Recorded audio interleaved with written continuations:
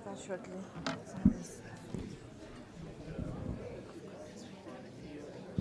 We'll discuss it.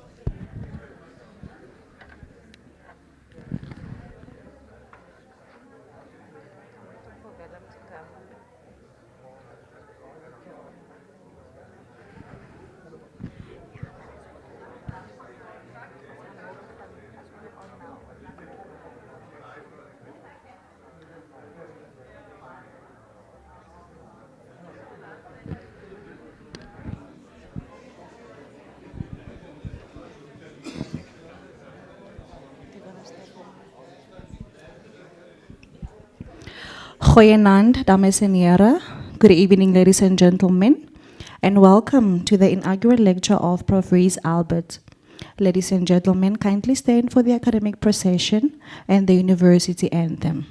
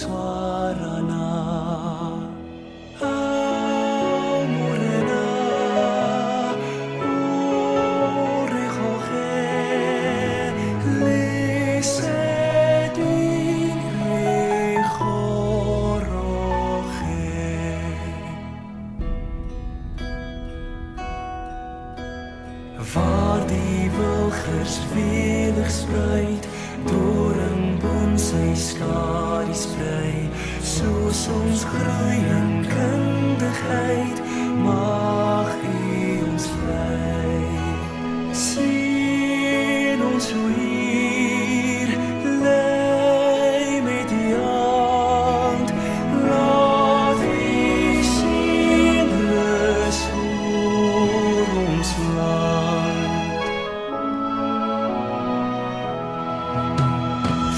Strong streams united flow, Africa stands proud and tall. As we learn, we trust, we know God is in control. Bless us, O Lord, guide us with grace.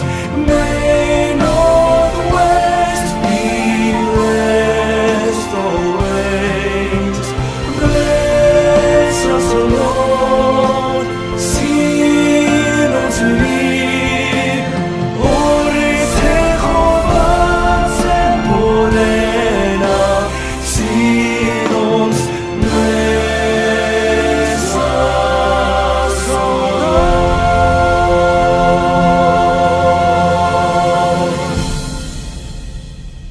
Thank you, ladies and gentlemen. Please be seated. I would like to call upon Prof. Albert Gauthier to the front. Thank you.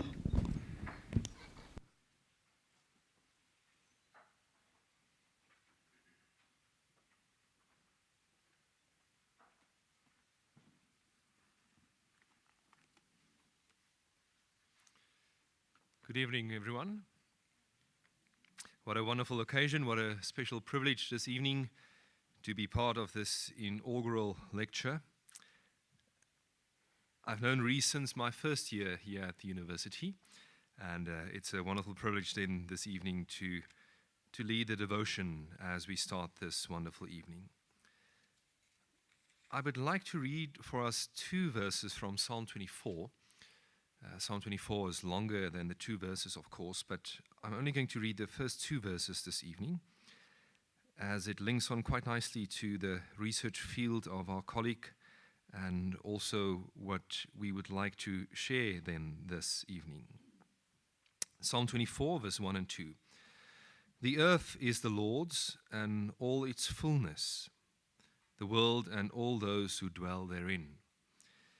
For he has founded it upon the seas and established it upon the waters. Psalm 24 very clearly links on to Genesis 1, where we read of God as creator of heaven and earth. And there is a lot of things that one can say about Psalm 24, verse 1 and 2. But tonight only this one focus, this one idea, and that of ownership. Psalm 24 says, the earth is the Lord's and all its fullness, the world and those who dwell therein. It is his, it belongs to him. And then the reason given, for he has founded it upon the seas and established it upon the waters. He is the owner of all creation because he is the creator of all creation. By means of an analogy, many things that we possess indicate where they have been made. If you take your cell phone, for example, at the back, somewhere written would be made in, and you can add now the country where this was made. Or if you like to cycle, you've got a good mountain bike. That mountain bike will indicate made in Germany or whatever the case might be. On the other hand, when we become owners of certain things, we also like to label it. And it's important to label it because it's yours. If you buy a new car, that car is registered in your name. No one else can take the car, legitimately at least. When you buy a house, that house is registered in your name. Or if you have school children and they have the tendency to lose their clothes, you write their names in the back of their jackets or their trousers. This is my child's possession. It belongs to us. Now, what Psalm 24 is basically saying by means of this analogy is that everything in creation has a label on it, as it were, indicating made by the Lord, property of the Lord. And this changes the way we look at things. This changes the way in which we do our work, the way in which we relate to other human beings. And may we always remember this. Yes, in our academic endeavors, as scholars, those investigating creation, but also as human beings, as adults, as parents, as grandparents. Everywhere we go, may we have this perspective, looking at the world, made by the Lord, property of the Lord. Let's pray together. Our Father in heaven, we thank you for this wonderful evening. We thank you that we can share in the joy of our colleague and our friend. We thank you that we can hear from your word that you are the creator of everything, and everything proclaims made by the Lord, property of the Lord. And may this be our perspective also, that in life, throughout the various stages of our lives, that we will have this perspective and that it will change the way in which we work and relate to those around us. We pray for your blessing on this evening. We thank you for everyone that can be here tonight. And we pray also that as we now listen, that we will enjoy this evening, that we will be edified, and that we will remember this night for a long time to come. We also pray when we leave here later this evening that you will keep us safe, especially those that still need to travel. And all of this we pray humbly through our Lord Jesus Christ. And we pray this as your children. Amen.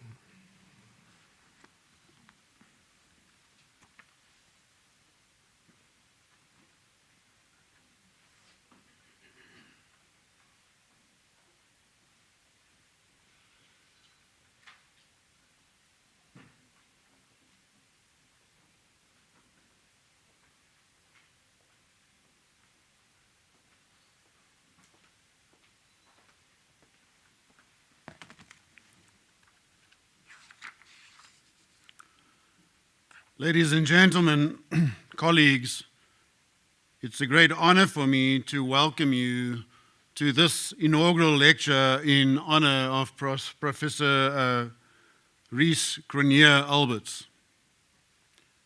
A special word of thanks to the Deputy Vice-Chancellor, Prof. Balia, representing the University Management Committee this evening. Thank you, Prof. Balia, for your presence. Also would like to welcome this evening Professor Mark Mabuta, the newly appointed Director of the Unit for Environmental Science and Management. At the same time, I want to just take a moment for us to sadly reflect on the passing of Prof. Carlos Besaidenout yesterday, who won't be with us tonight. Then, of course, to all our colleagues from the university, Prof. Dewald van Niekerk, who's the Acting Director for the School of Geo and Spatial Science also, and all Prof. Alberts' colleagues at the university. Of course, to Prof. Alberts' family and friends who have gathered here this evening, thank you for being part of this very special occasion. Your support means a great deal tonight and in all the years that brought Prof. Alberts to this milestone. I'd like to extend a special word of welcome to 4 distinguished guests who have traveled to be with us this evening. First, we offer a word of welcome to Prof. Alan Bond from the University of East Anglia, an extraordinary professor also at Northwest University in the Unit for Environmental Science and Management.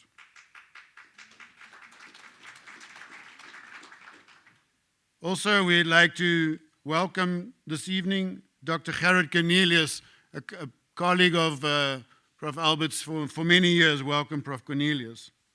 Prof. Andy Blackmore from Ezemvula KZN Wildlife and University of KwaZulu-Natal, welcome.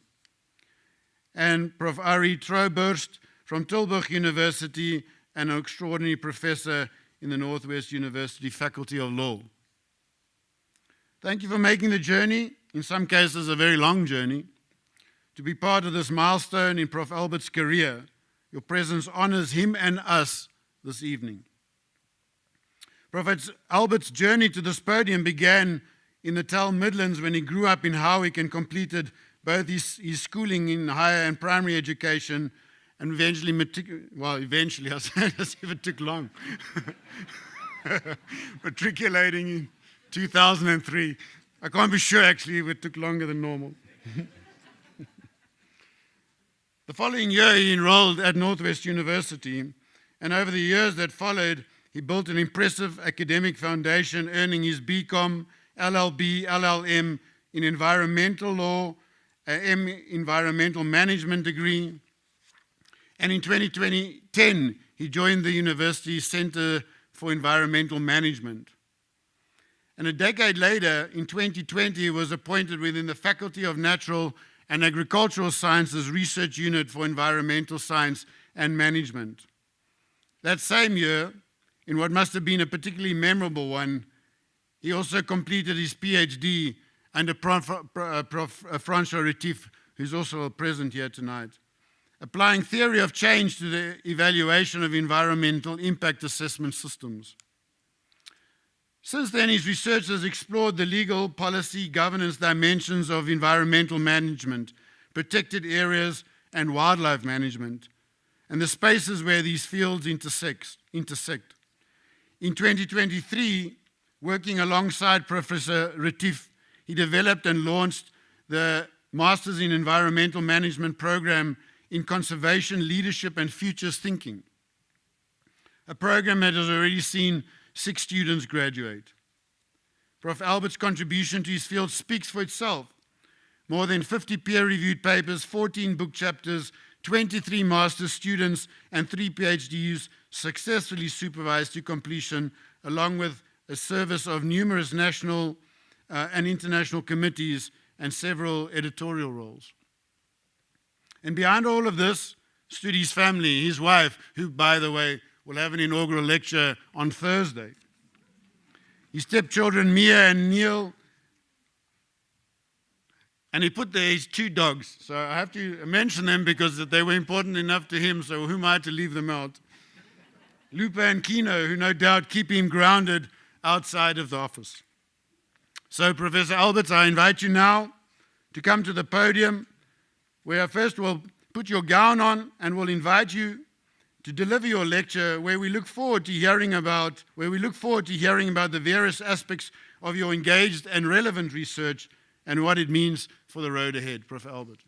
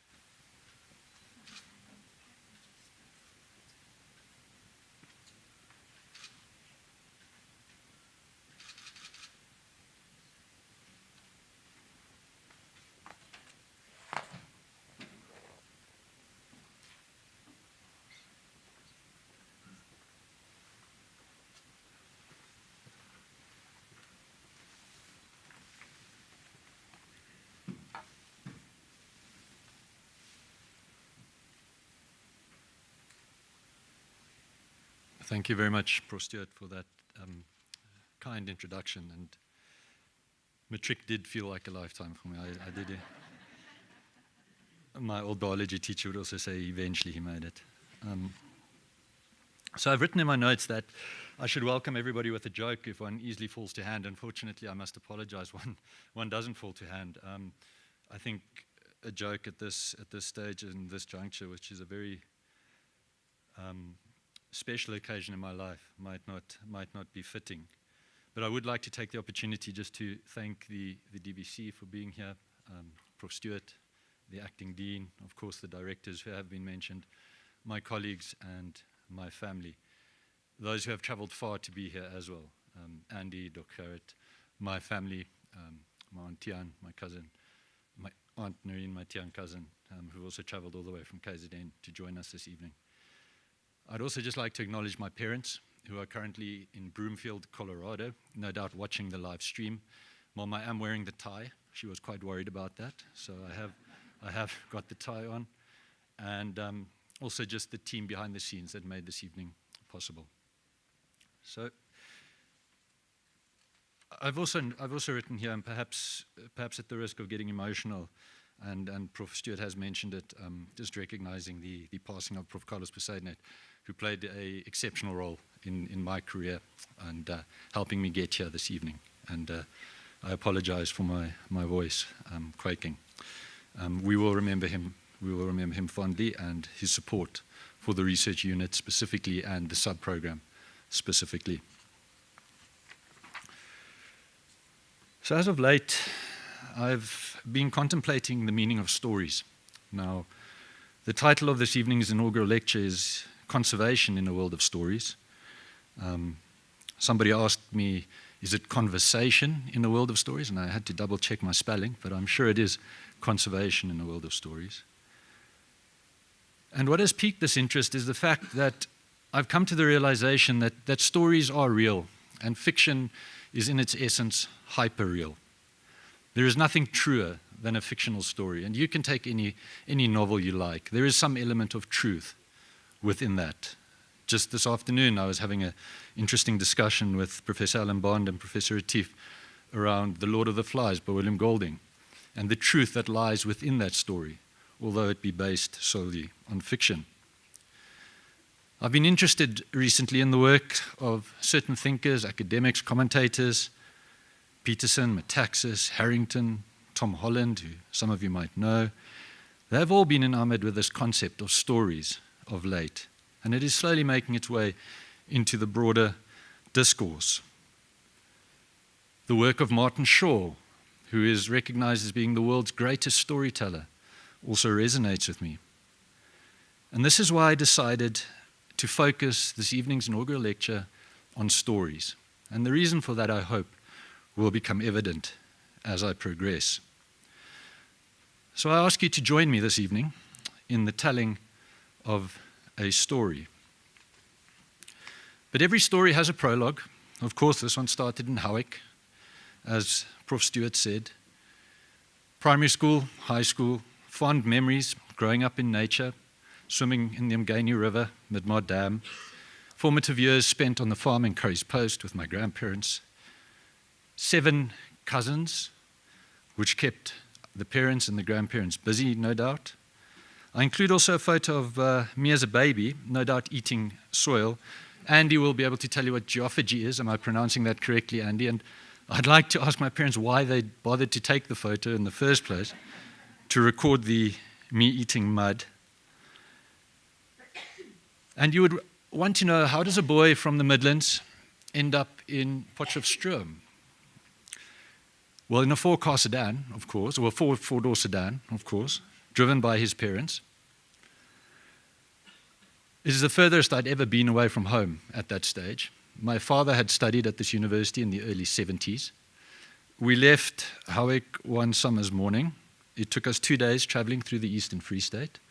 And upon our arrival, my mother in tears, vowing not to leave me in this godforsaken place, my father insisting that he still knew where the university was to be found.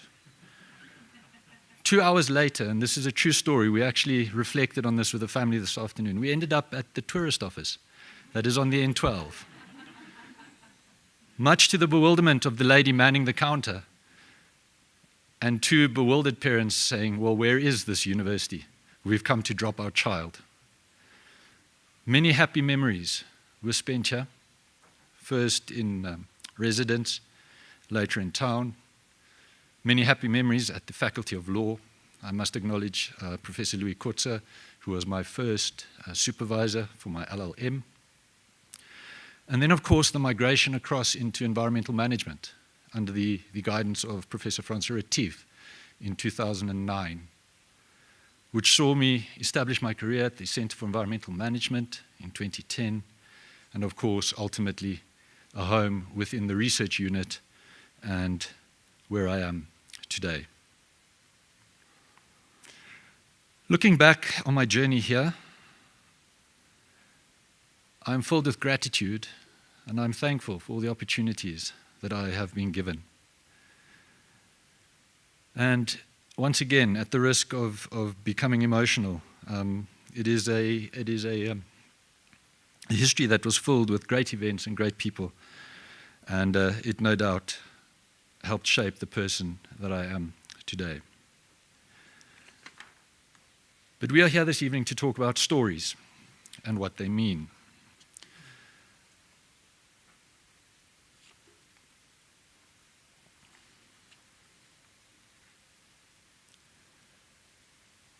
The importance of story cannot be negated. Human beings are storytelling creatures. Our every waking moment, when we are communicating, when we are entertained, when we are fighting, all revolve around story. As a species, we are in love with mythology and stories. Our very foundation, who we are, is based on story, be it Arthurian legend, be it the story of creation. We have come to realize in recent years that we organize our brains, our psyches, and our souls with the highest order of abstraction, which in essence is a story. And we seek unity with language. Every word a micronarrative, every word a tool, every word a singular part in a bigger story that is being told. And this is why we are moved by great literary works. This is why we love certain works and why they go down in history.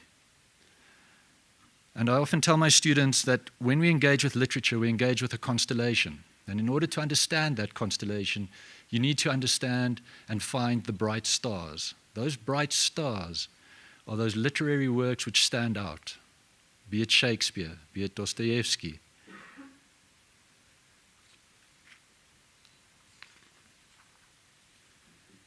But the problem is that the world is currently experiencing somewhat of a culture war. And the culture war, I think, has something to do with the following. And it's about recognizing that the devil needs its due. And the devil's due in this case is the fact that in this clash between what we call traditionally the rationalists or the empiricists and the postmodernists might have the upper hand when it comes to story. You see, the rationalists will tell us that the world is composed of a set of objective facts, and that in essence is true. In navigating the world, you are guided by the facts and you follow the science. We are all academicians, we are scientists here, and this sounds plausible, if not logically true. However, the postmodernists in the 1970s offered a different view. They said, you see the world through a story. And I tend to agree with the postmodernists. You see, neuroscience and developments in artificial intelligence support this. Each word is a micronarrative. It is a tool that we use. Recent research out of the field of AI has showed us that AI needs training in something that resembles a hierarchy of value. You cannot just expect AI to engage with the facts on its own and to give you a coherent answer. The engineers have taught us in recent years that robotic machines battle to function merely by modeling the facts that they are presented with. Now, the postmodernists were right in some part. We do see the world through a story. We do engage with the facts through a lens of value. Where I disagree with the postmodernists is that they supplanted a story of power onto the world.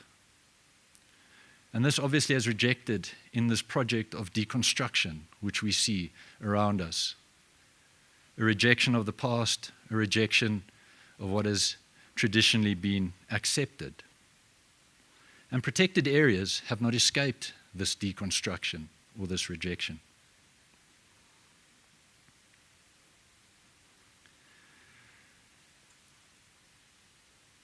So if we had to consider what the materialists said about following the facts and following the science, the problem is with facts on their own. And this is not novel or new.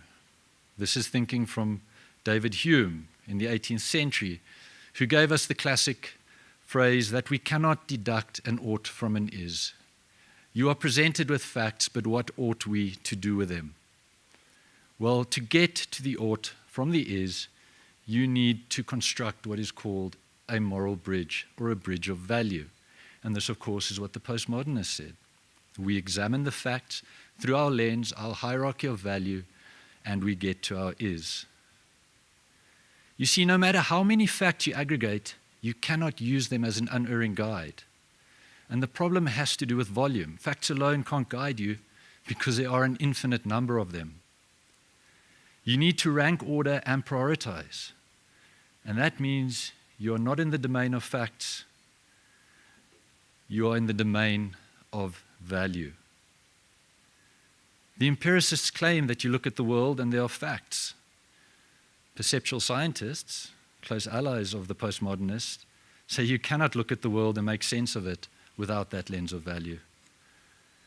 The very act of existence means making decisions about what is important.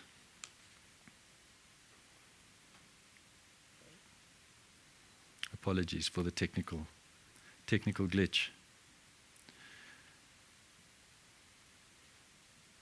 There we go. Apologies for that. It did not move on. So the long and the short is that you have to live within a hierarchy of value, and there's no way out of it. And we actually know this factually.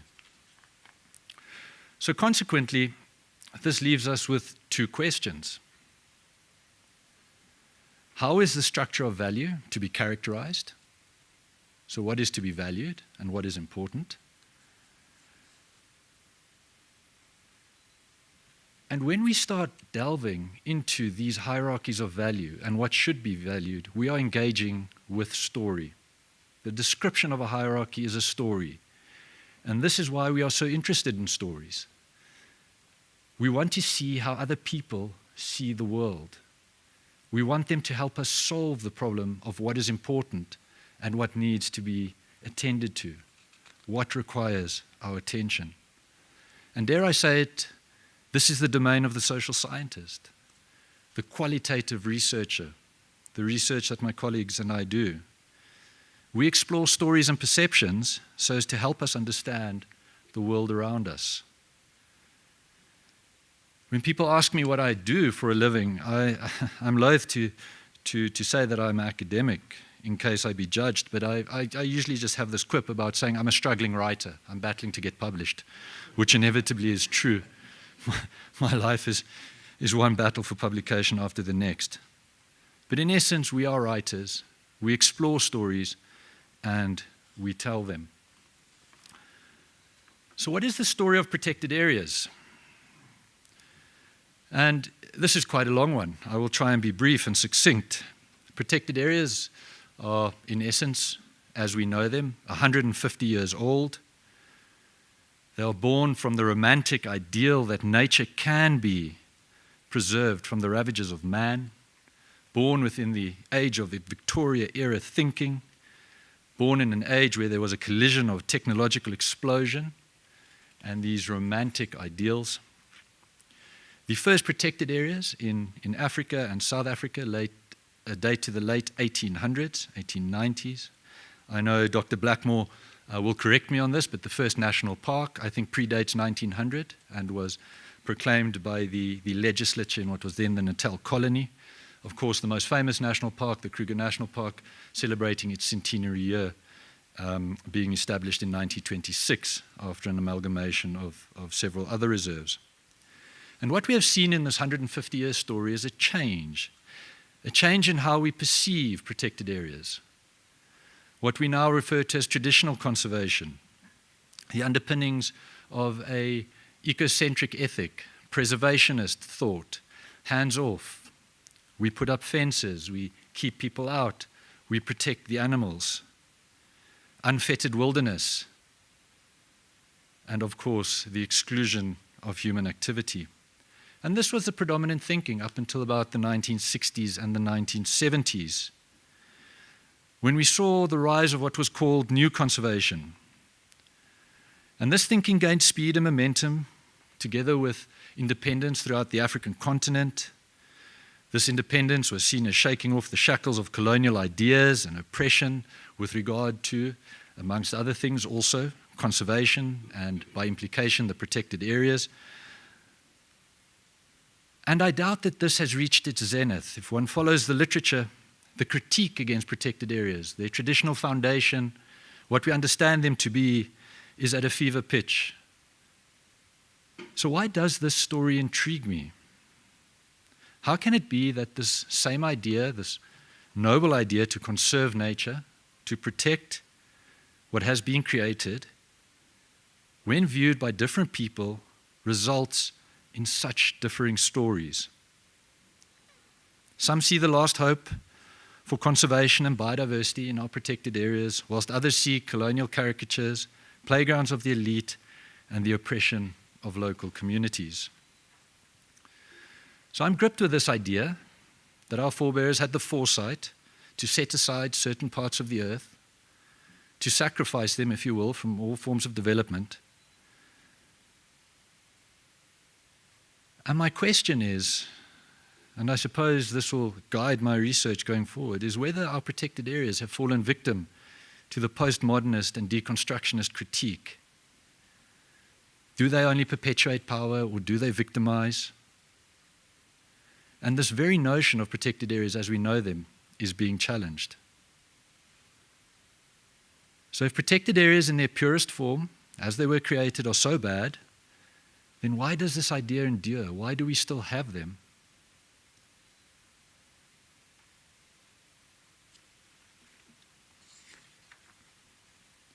And that brings me to the research that we do as the Protected Areas Research Group. Our background and our story started in 2019 with the amalgamation of the Center for Environmental Management with the Unit for Environmental Science and Management. We were taken in under the wing of Professor Francois Retief, and at the risk of singling out only 3 other colleagues, Professor Retief, together with Reece Alberts, my lovely wife, and Professor Dirk Cilliers, we embarked on this journey to explore these stories of protected areas and to try and understand and to try and tell the story and to see what the future might hold. And I will share with you briefly a few of our most exciting projects and publications. So in order to understand the story of protected areas and their future, we decided to look first at the story of how these places were designed and implemented. They are a product of law and policy. Law, of course, a story in and of itself, a story of how society sees the world and our place in it. We wanted to determine what the main risks for our protected areas were. What risks did they face? And what risks would manifest in relation to their continued existence? We identified 25 risks for our protected area system in South Africa. The research also rolled out into what is called our privately protected estate, where government does not play a role, and 29 risks were identified there. This research, of course, being published. I would like to mention here Professor Neil Libber, who was also a co-author on one of those papers and the interesting work that was done there.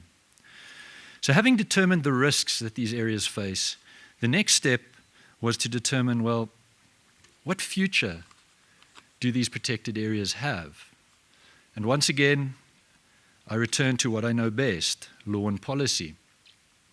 I analyzed the emerging legal and policy framework which govern the establishment and management of these areas, once again with colleagues from the Protected Areas Research Group. And what we found was that our legal and policy landscape is moving away from our traditional notion and our traditional understanding of putting up fences, keeping people out, hands off, towards what is called in the literature this new conservation framing.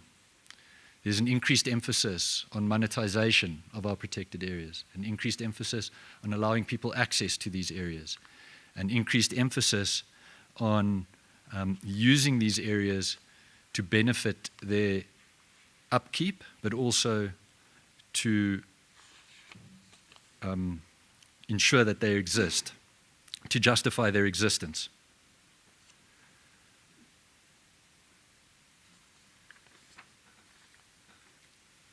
Given this focus on monetization, the next project looked at the story of development within these protected areas. Because if law and policy now pushes us in a direction where these areas are to be developed, are to be monetized, we need to understand what the consequences of such development would be, and we also need to understand what the safeguards for such development are. And this married a past life with a current one. My work in environmental impact assessment and environmental management, and we applied our thinking towards understanding the effectiveness of environmental impact assessment as safeguards, development safeguards within these areas, and whether they are actually working or not. The research resulted in 4 papers which were published, and I had to, at the risk of embarrassing my colleagues, just highlight the cheeky submission into the journal Science, which got accepted and published against all of our highest hopes, I would say. And that was a high point for me. And Professor Alan Bond, I think, was part of that paper, and I thank him greatly for his inputs there.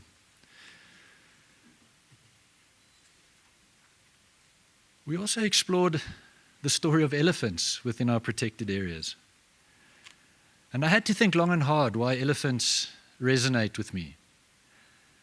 And I couldn't really put my finger on it.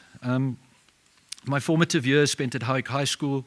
I did not put that photograph on the slides, but there was an elephant skull outside the biology classroom, and I would pass it every single day. And I wondered to myself, maybe there was some formative interaction there, some seed that was planted. But that being said, I think elephants serve as a perfect proxy for some of the bigger conservation challenges we face. Elephants serve as a perfect proxy for understanding stories and the lens of value through which we view certain problems. Our first paper that was published was with Professor Morgan Hauptfleisch, a colleague from Namibia who could not be here this evening, where we looked at the value of elephants as they moved throughout the Etosha landscape. Elephants were collared, they were tracked, and we engaged with the legal and policy framework as well as landowners to understand how they viewed these animals within a certain setting. Suffice to say that within a national park, an elephant has no commercial value, it has no financial value, has high aesthetic value, might have some form of intrinsic value. As that elephant moves into private nature reserves, that value changes, ultimately culminating in it becoming a problem animal within the commercial farmlands. Once again, a lens of value through which a single animal is viewed and different stories. The second study, or the second story at least, relates to a very sensitive topic, and that is the culling of elephants. It was a response to a paper published by colleagues of ours. And Andy, I must once again single you out here, just to show that we can sit on opposite sides of the fence and disagree, but still be close friends and colleagues. Andy and colleagues had published a paper arguing that the culling of elephants is illegal. We, of course, did not agree with that learned opinion and quickly penned a response. But once again, highlighting the fact that the same issue viewed from different angles results in different stories being told. And then a final publication, which has just recently been published with colleagues from SAMParks around the just management of elephants and how the legal framework should be amended to ensure that elephants deserve the correct and just treatment under our environmental legal system. Probably one of the highlights of my career was telling the story of a specific reserve. And here I would like to mention my colleague, Professor Francois Retief, who was a co-editor in the special issue of the African Journal of Wildlife Research. We told the story of Ndumu Game Reserve, which celebrated 100 years in 2024. And we told that story because Ndumu has fallen on hard times. It is no longer the glory reserve that it was. In the editorial, we reflect that it was once called the pocket-sized Okavango. It was, in past years, considered the crown in the jewel of the then Natal Parks Board. But due to various reasons, political, social, economic, Ndumu has seen a slight fall from its once prestigious position. And what we attempted to do with this issue was to collate the stories of this reserve over 100 years. The stories of the researchers who worked there. There are some colleagues in the audience tonight who contributed. There are some colleagues at the university who built their research careers around Ndumu and the work that was done therein. I would also like to mention here specifically Catherine Hanekom from Ezemvelo, who throughout this process became a very close friend and somebody who is deeply admired and respected for the work that she's doing within Ndumu and Tembe, the sister reserve. And then, of course, it would be remiss of me not to mention Professor Simon Pooley from Birkbeck University, who also played an important role in putting this work together. So those are the stories that we've told in a nutcase. Of course, there are many more, and I will not bore you with all of them. But those are the highlights, the ones that stood out for me. The question, of course, is, well, what future stories are we wanting to tell? And once again, elephants come to the fore for some reason. We are currently busy with a publication, currently under review, looking at the Madikwe elephants. And this relates specifically to narrative and to story. We explore the Madikwe elephant crisis from the lens of the public, the people involved with managing those elephants, the regulator, And we try to understand how can it be that the death of 75 elephants in a reserve, ostensibly due to drought, is seen and interpreted so differently by different actors. Some would say there are too many elephants, others would say there are not enough. Some would say that the death is an egregious transgression of animal welfare provisions, while others say it is part of a natural mortality event. We are trying to tell the story of our protected areas managers, the men and women who are on the ground, working hard day and night to protect these areas. Research that is now in final preparation phase and that has been submitted, spanning almost 5 years, looked at our provincial nature reserves across the country, in-depth interviews, allowing park managers to tell their story. How is it that they view the future of their protected area? What is it that keeps them awake at night? And we find that there are 3 possible futures. Our protected areas could devolve into what are called paper parks. Yes, they are legally there. They are on a map, but they are not conservation worthy. There's nothing happening there that one could call conservation. A likely scenario is triage, where we take a look at our conservation estate, we look at the resources that we have, which are very limited, which are stretched, and we decide, and we make a very difficult decision. We allocate resources to certain protected areas at the cost and expense of others. Perhaps Ndumu comes to mind. But ultimately, what our park managers are calling for is a reimagination of traditional conservation. We have coined it neo-traditional conservation, where these protected areas go back to their original objectives and founding principles. There is a call for fences, albeit controversial. There is a call for exclusion of communities and certain activities within their parks, albeit very controversial. And what we have endeavored to do is to try and tell the story. I might add, unfortunately, that it seems that this story is not a very popular one, and we will see whether we can ultimately get it published. We're also trying to tell the story of the people who undertake really controversial research.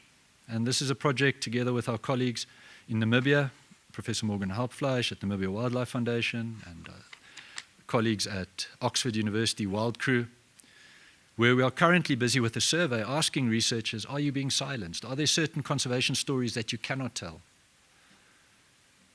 Do you fear telling your story? And we are trying to understand what those fears would look like, what the repercussions of such fears would be, and why such fears would manifest in the first place. And then a final future story is a story of Strangefoot, the last Knysna elephant. And this was a passion project, by no means an academic one that Claudine and I completed at the end of 2025, I think it was, together with colleagues from Leeuwen University. And the brief was to reflect on a niche forest product. And I had no idea what a niche forest product was at that stage, but I knew that there was an elephant living in a forest in South Africa, and there's nothing more niche than that. And we penned a story which forms part of a book chapter, or a chapter, sorry, which forms part of a coffee table book, and we are imminently waiting for that to be released. And this is one that I'm really proud of, although it carries absolutely no economic benefit to the university. So sorry, DVC, for that one. No FACA money coming in, but a lovely project nonetheless. So in closing, you would probably like to know, what is my story? What is my lens of value? What is the hierarchy through which I view the world? So my story cannot be told without first recognizing the important people who've played such an integral part in my life. There are many of you here this evening. Every person here is important. On numerous interactions, I was told, you are the man of the moment. Congratulations on your evening. And my response has been unequivocal and the same throughout. It's not my evening, it is our evening. Academia is a team effort. It is a team sport. I'm here today only because of the hard work and dedication of mentors like Professor Francois Retief, Professor Alan Bond, colleagues like Dirk and Claudine, Yuri Patu, colleagues from the SEM back in the day, colleagues from other schools, colleagues from other faculties. You have all made it possible. Professor Louis Kotze said to me when I first flouted the idea of possibly becoming an academic as a young 20-something-year-old, that he said, well, become an academic. You will have absolutely no money, but you will see the world. And I signed up to that. But I would like to say to Professor Kotze this evening, there's one thing we need to add, because become an academic and you will meet the most amazing people. Some will stay, become lifelong friends. Others will be brief and short interactions, but each one will undoubtedly enrich your story and add to it in color and richness. Especially thank you to the Protected Areas Research Group. I recognize that what we have as a team is a luxury in academic circles. The fact that I have surrounded myself with people who genuinely want the best for me and who genuinely rejoice in my achievements, I do not take that for granted. And then, of course, there are some of you here this evening. Thank you to all the students, past and present. Your enthusiasm, your devotion, your belief in the story that we are trying to tell within the research group. And then my family, my very, very small and close-knit family. My parents who cannot be here this evening, my brother and his family, my lovely wife Claudine, Mia and Neil. You're all very special and hold a special place in my heart. And if you'll allow me the indulgence, perhaps one short message, seeing as this is recorded and it might make it onto YouTube. So Mia, you might watch this. A message to Mia and Neil, to Blake, to Raymond, to Tia, to Kate, to Chris, to Ryle, and to Reece. Read.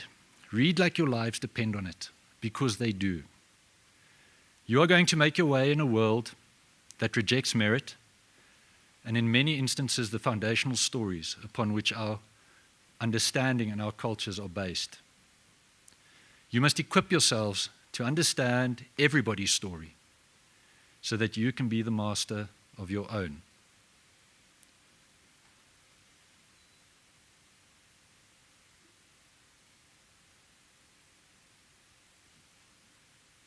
So if I had to summarize my story, my philosophy, the lens through which I view the world, and I will try and make this short and quick. How do I rank order what is important to me and what is of value to me when I engage with my research and protected areas? I've been meditating on this for some time now. My personal belief is that the postmodernists were partly right. They are, however, wrong to conclude that there is no objective truth. Your story can either bring you closer to the truth or further away from it. So what is the truth about protected areas, though?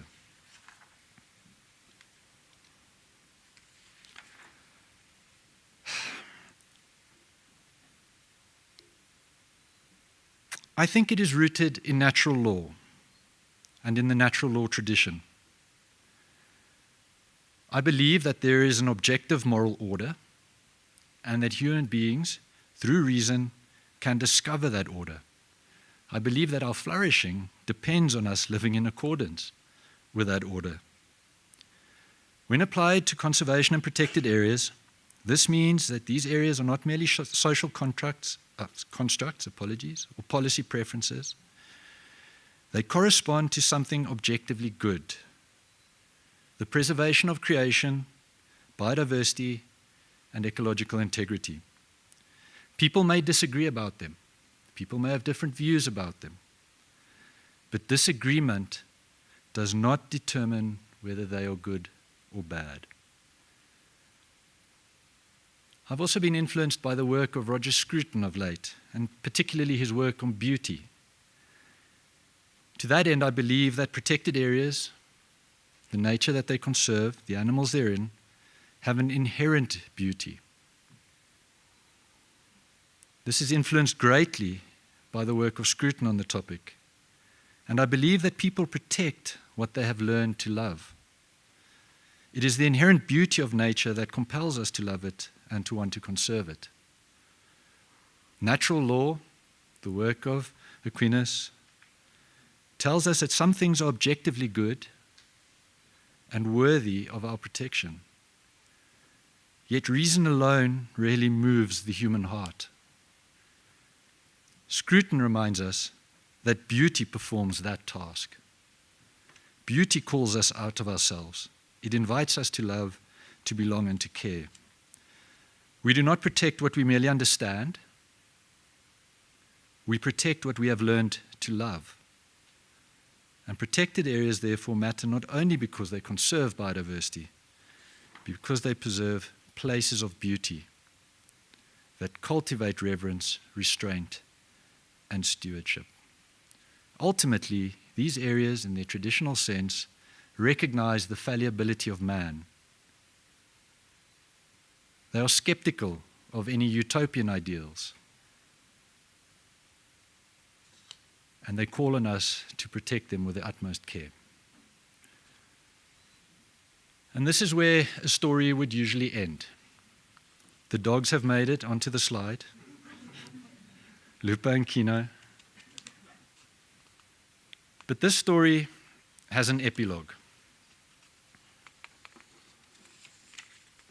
And I will read this one.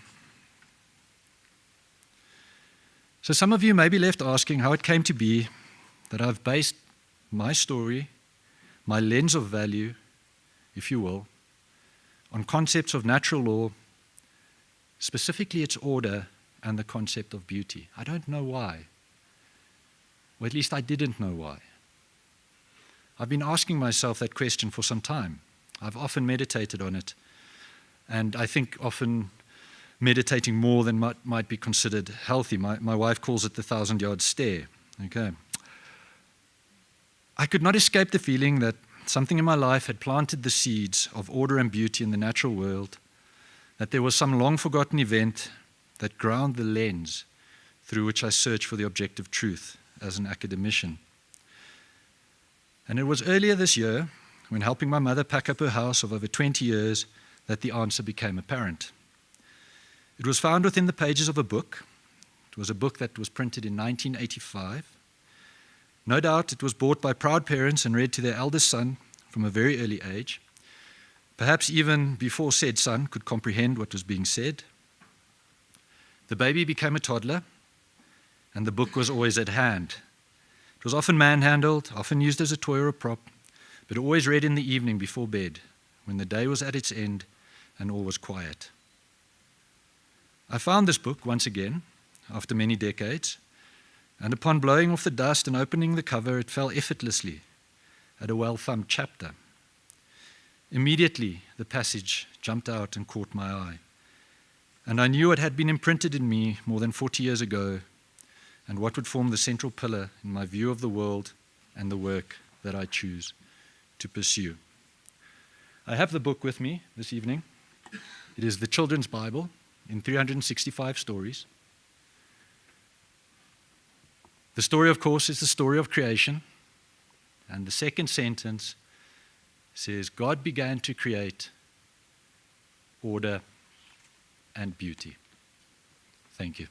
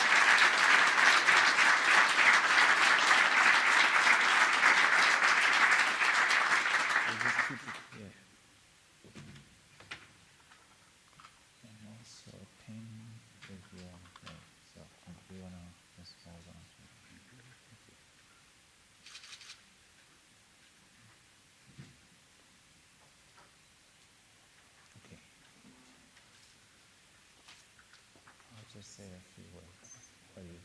Yeah, yeah. Okay, it's fine. Good evening, Dumelang, Khoinant. It's an honor to congratulate Professor Reece Alberts on this momentous occasion, his arrival at the status of a full professor at the Northwest University. I have a story to share, if I may. I thought I would respond in the form of a story. When I read the first line of your abstract, a story of creation, being a trained theologian, my mind immediately went back to the story of creation as I know it, and I didn't realize there was one that lasts 150 years. My one goes much earlier. But let me say, in that story, which is more about the Garden of Eden than anything else, there was something equivalent to a computer in that Garden of Eden. I know that surprises you all. But that computer had very little storage capacity. It actually was an apple.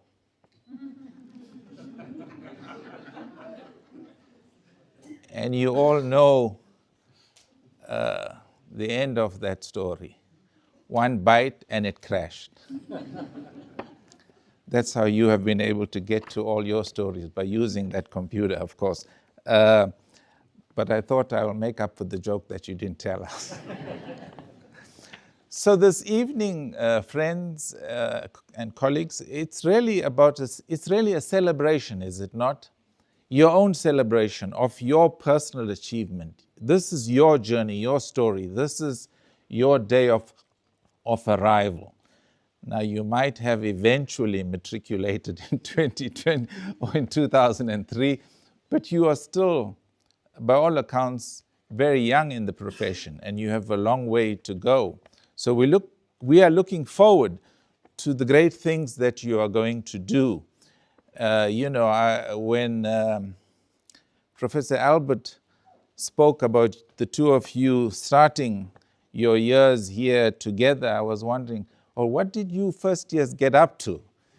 Because as a Deputy Vice Chancellor, we spent so much of our time keeping an eye on our first years, but I'm sure you were two of the most well-behaved first years. Otherwise, you wouldn't be where you are today. But it's a culmination of a journey, and clearly, with all your publications and your research efforts and the supervision you've offered to students who have benefited immensely, you have truly arrived. And we are very happy to share this with you. It is a personal journey and we are all the more happy because you are one of our own. It started here. You might have not found your way to the university, but as we know, if you arrive in Potchefstroom, you've arrived at the PUC. This is where it all happens. There is no Potchefstroom without the university, going back more than 150 years. So it gives us, added pleasure to celebrate with you because you are one of your own. But it's also, I would like to emphasize, and I think you did partially speak about it at the end, in this country today, when we attend events like this, we take a moment to reflect and celebrate on meritocracy. This is somebody who has earned his stripes and who's walked the long road. People complain about the chaos that the higher education sector is in, and many fail to realize how difficult it is and how arduous the journey is to become a professor in the university system. And what you have achieved, points to the fact that it can only come through dedication and hard work and serious scientific inquiry. But thirdly, it is also more than anything else from our side as a university, and from, I suppose, the point of view of many of the colleagues here, recognition. You cannot become a professor if you are not recognized to be one by your peers. And we have colleagues here from the university, and I may have sat in your review panel, but they have done the assessment. They have looked at your record. And of course, it is a local and an international one where you have made a significant impact. So it is about celebration, about personal achievement, and equally, as I say, it is about a recognition. You were born in the Natal Midlands, and I must just take this opportunity in conclusion to congratulate you for being born in a kingdom. We are the only kingdom, and I say that because I was born in KwaZulu-Natal as well.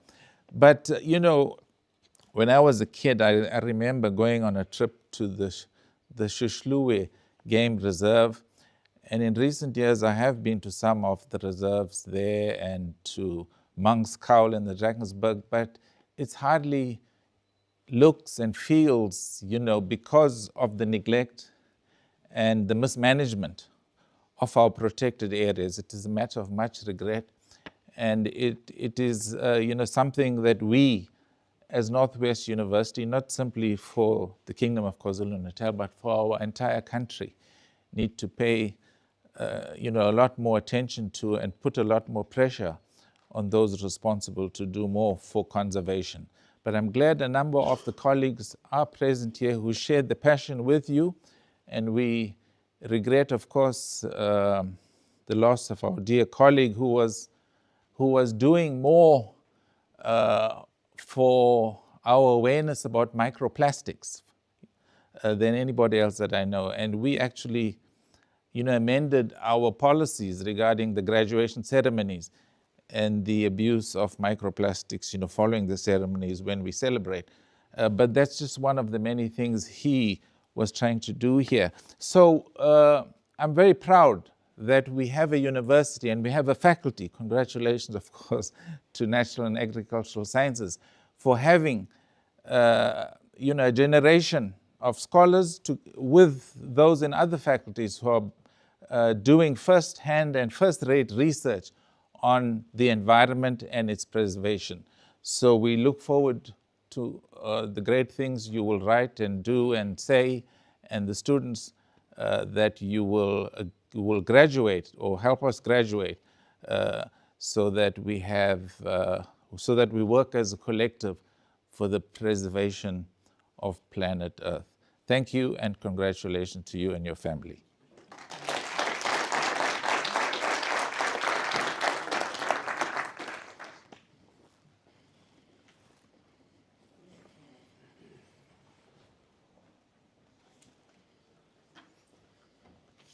So I'm back again. First of all, congratulations, Professor Alberts, Reece, for this milestone in your career. You represent excellence in the faculty, in the university, and of course in the unit, the research unit, which is dear to our hearts. Thank you for the engaging and accessible way in which you took us through your work. That doesn't always happen in these lectures, I can assure you. And it's clear from your work that you presented that the future of protected areas in South Africa and around the world are dependent on whether or not communities really value these areas and how they value these areas and how they will move forward in protecting these areas, and whether or not within the South African context we're going to move back towards a traditional idea of what protected areas are, or we're going to move towards this idea that these things need to be monetarized in some way and be utilized by everybody and therefore maybe become more degraded over time. That's still to be seen, and we're not sure of that. Of course, I think, just on a lighter note, I think you really missed an opportunity to publish a high-impact journal about the five-legged elephant in your presentation. Anyway, we've come to the end of the evening, and I think it's now just incumbent on me to thank everybody again for attending. Your attendance at these events is critically important, and we just want to thank you for being here on behalf of Reece and Claudine. And I invite you now to join us afterwards to celebrate a little bit. Eat and, well, drink probably not so much, but eat and drink and celebrate this auspicious occasion with you. Thank you very much.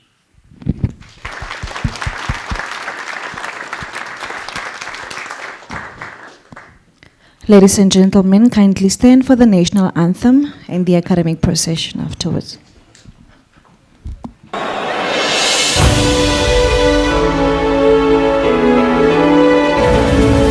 Così si geleri Africa, manu pagani su ponoloaio, Yiswa imita